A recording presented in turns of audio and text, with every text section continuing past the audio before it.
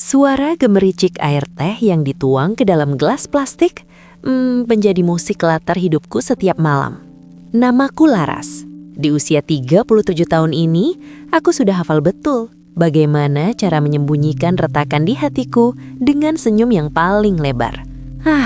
Angkringan di salah satu sudut strategis Yogyakarta ini memang selalu ramai. Pelanggan menyukai nasi kucingku, tapi mereka lebih menyukai guyonanku. Mereka mengenalku sebagai janda ceria yang tak pernah punya beban. Padahal, setiap kali api di bawah tungku arang itu memercik, aku merasa seperti itulah jiwaku. Terbakar pelan-pelan oleh kesepian yang tak pernah aku ceritakan pada siapapun. Malam itu, Jogja sedang cantik-cantiknya setelah diguyur hujan tipis. Aroma tanar basah bercampur dengan harum jahe bakar yang aku siapkan. Aku melayani seorang mahasiswa yang curhat tentang skripsinya. Lalu tertawa keras menanggapi godaan bapak-bapak pelanggan setia yang bercanda ingin mencarikanku jodoh. Aku membalasnya dengan candaan bahwa aku lebih mencintai sate usus dan tempe mendoan daripada lelaki manapun. Namun, saat keramaian itu menyurut dan aku duduk sendirian di kursi kayu panjang sambil mengelap meja, dadaku terasa kosong. Aku sering bertanya-tanya, sampai kapan aku harus menjadi badut bagi hidupku sendiri? Aku rindu disentuh bukan hanya kulitnya, tapi juga jiwaku yang sudah lama gersang. Tidakkah aneh bagaimana memori bekerja? Aku sering terbangun di tengah malam hanya untuk menatap langit-langit kamar dan teringat betapa hancurnya aku 10 tahun yang lalu. Pernikahanku yang kandas bukan hanya meninggalkan status janda, tapi juga trauma yang mengakar. Aku pernah membelikan segalanya, cinta, waktu, dan harga diri. Namun yang kudapatkan hanyalah pengkhianatan yang dingin. Sejak saat itu aku bersumpah untuk membangun tembok setinggi langit. Angkringan ini adalah pelarianku. Di sini aku yang memegang kendali. Aku yang menentukan siapa yang boleh datang dan pergi. Namun, memperbaiki diri ternyata tidak semudah mengganti sumbu kompor yang rusak. Ada bagian dari diriku yang tetap menuntut perhatian. Setiap kali aku melihat pasangan muda yang berbagi satu piring nasi kucing di depanku, ada cupitan iri yang menyakitkan. Aku berusaha menjadi wanita yang mandiri, yang tidak butuh sandaran. Namun nyatanya, pundakku juga lelah. Aku menghabiskan waktu bertahun-tahun untuk belajar mencintai diri sendiri. Tapi terkadang, cinta diri sendiri terasa begitu sunyi, tanpa ada orang lain yang mengakuinya. Semuanya berubah ketika Bayu masuk ke dalam daftar kontak ponselku. Dia adalah pelanggan lama, seorang pria dengan pembawaan tenang dan mata yang seolah bisa membaca setiap kebohonganku. Awalnya kami hanya bicara soal kopi dan politik di angkringan. Namun suatu malam, sebuah pesan singkat masuk. Dia bertanya, apakah aku sudah sampai rumah dengan selamat? Hal sederhana itu, yang sudah lama tidak aku rasakan, membuat jantungku berdegup dengan cara yang sangat asing. Pesan-pesan selanjutnya menjadi lebih intens, lebih dalam, dan lebih pribadi. Bayu tidak memujiku seperti lelaki lain yang hanya melihat kemolekan fisikku. Dia memuji ketangguhanku. Dia memuji caraku menata dagangan. Dia membuatku merasa dilihat sebagai manusia, bukan sekedar objek. Aku mulai sering tersenyum sendiri saat membalas pesannya di sela-sela melayani pelanggan. Teman-temanku di pasar mulai menyadari perubahan itu. Mereka bilang wajahku lebih berseri. Tapi di dalam hati aku takut. Aku sangat takut jika ini hanyalah awal dari luka yang baru. Setiap kali aku merasa bahagia, ada suara di kepalaku yang berbisik bahwa semua ini akan berakhir dengan air mata. Kami memutuskan untuk bertemu di luar jam kerjaku. Sore itu aku menanggalkan daster dan aroma asap arang, menggantinya dengan gaun sederhana yang membalut tubuhku dengan pas. Kami berjalan menyusuri trotoar Malioboro yang padat. Bayu berjalan di sampingku.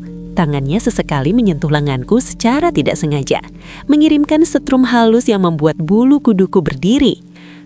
Kami makan di sebuah tempat yang tenang, jauh dari hiruk-pikuk angkringan. Di sana, di bawah cahaya lampu remang-remang, Bayu menatapku dengan sangat lekat. "Kamu terlalu banyak bersembunyi, Laras," katanya dengan suara bariton yang menenangkan. Aku hanya menunduk, memainkan ujung jilbabku, atau memutar-mutar gelas di meja. Aku ingin membantah, tapi setiap kata yang keluar dari mulutnya terasa seperti kebenaran yang tak terbantahkan. Dia tahu aku sedang takut. Dia tahu aku sedang melindungi hatiku.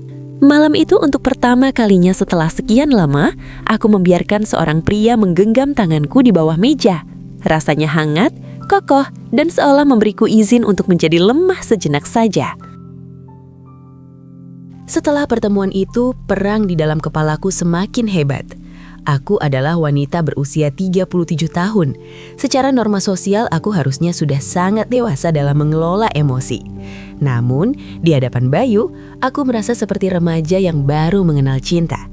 Aku bergulat antara keinginan untuk melangkah lebih jauh atau mundur sebelum semuanya terlambat.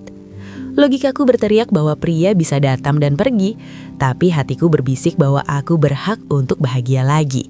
Aku tidak ingin hanya menjadi janda yang diingat karena sate ususnya. Aku ingin diingat sebagai wanita yang dicintai. Aku mulai membayangkan bagaimana rasanya jika Bayu benar-benar menjadi bagian dari hidupku. Bagaimana jika penolakanku selama ini hanyalah bentuk hukuman diri atas kegagalan masa lalu yang bukan sepenuhnya salahku. Aku menghabiskan banyak malam dengan merenung di depan cermin, menatap garis-garis halus di sudut mataku yang menandakan kedewasaan. Aku masih cantik, aku masih punya gairah, dan aku masih punya cinta yang melimpah. Keputusanku mulai bulat. Aku tidak ingin mati dalam keadaan penasaran karena terlalu takut untuk terluka. Hari itu akhirnya tiba. Bayu mengirimiku sebuah alamat homestay di daerah perbukitan yang tenang, jauh dari pusat kota. Dia memintaku datang jika aku sudah siap, tanpa paksaan. Tanganku gemetar saat membaca pesan itu. Ini bukan lagi sekedar kencan biasa. Ini adalah undangan untuk menyerahkan kepercayaan yang paling tinggi. Aku memakai pakaian terbaikku, menyemprotkan parfum yang selama ini kusimpan di laci terdalam, dan mengendarai motor menuju lokasi tersebut. Hujan turun rintik-rintik, menambah suasana melankolis di sepanjang jalan menuju perbukitan. Sesampainya di sana, aku melihat Bayu sudah menunggu di depan sebuah bangunan kayu yang asri. Suasana sangat sepi, hanya ada suara jangkrik dan gemercik air dari pancuran di taman. Dia menyambutku dengan senyum yang tidak menuntut, sebuah senyum yang menenangkan badai di dalam dadaku. Saat kami masuk ke dalam kamar yang beraroma kayu cendana itu, udara terasa menjadi lebih berat namun nyaman. Kami duduk di tepi ranjang, bicara tentang hal-hal yang tidak penting hanya untuk menutupi kecanggungan yang memuncak. Namun aku tahu, dan dia pun tahu mengapa kami ada di sini malam ini. Konflik di dalam diriku mencapai puncaknya saat Bayu menyentuh pipiku dengan lembut. Seluruh trauma, ketakutan dan keraguan selama 10 tahun seolah tumpah dalam satu tarikan napas. Aku menangis bukan karena sedih, tapi karena merasa akhirnya aku bisa melepaskan beban itu. Bayu mencium air mataku lalu bibirku. Di sana, di ruang yang sunyi itu, kami meluapkan segala hasrat yang selama ini terpendam di balik obrolan santai di angkringan. Tidak ada lagi Laras sang pemilik angkringan yang humoris. Yang ada hanyalah Laras, seorang wanita yang sangat menambahkan kasih sayang. Kami memadu kasih dengan penuh kelembutan namun mendalam, layaknya sepasang suami istri yang baru saja bersatu kembali setelah perjalanan panjang yang melelahkan. Setiap sentuhannya terasa seperti penyembuhan bagi luka-lukaku. Aku membiarkan diriku tenggelam dalam dekapannya, merasakan kehangatan kulitnya yang menyatu dengan kulitku. Di momen dewasa itu, aku menyadari bahwa tubuhku bukanlah sebuah kuil yang harus dikunci rapat, melainkan sebuah rumah yang berhak menerima tamu yang tepat. Kami berbagi peluh dan desah napas di bawah temaram lampu, mengukir sejarah baru di atas lembaran hidupku yang sempat kosong. Pagi hari di perbukitan terasa sangat sejuk. Aku terbangun dengan perasaan yang jauh lebih ringan. Bayu masih tertidur di sampingku, terlihat sangat damai. Aku tidak merasa menyesal, justru aku merasa utuh. Aku pulang ke rumah sebelum matahari benar-benar tinggi, kembali ke rutinitas angkringan. Sore harinya saat aku mulai menyalakan arang di tungku, aroma asap itu tidak lagi terasa menyesakkan. Arang itu membakar untuk memberikan kehangatan dan kematangan pada masakan. Sama seperti pengalamanku semalam yang membakar ketakutanku untuk menjadikan wanita yang lebih berani. Kini aku tetaplah Laras yang ceria dan humoris bagi para pelangganku. Namun ada satu rahasia kecil yang tersimpan di balik senyumku. Aku bukan lagi janda yang hanya menunggu hari berlalu dalam kesepian. Aku adalah wanita yang tahu apa yang ia mau dan tidak takut untuk mengambilnya. Bayu tetap menjadi bagian dari hidupku. Entah kemana hubungan ini bermuara, aku tidak lagi mencemaskannya. Karena aku telah belajar bahwa untuk benar-benar hidup, kita harus berani membuka hati. Meskipun risikonya adalah kembali terluka. Di bawah langit Jogja, aku berdiri tegak, menyambut setiap pelanggan dengan sulis. Sambil menanti pesan singkat dari pria yang telah menyentuh dasar jiwaku.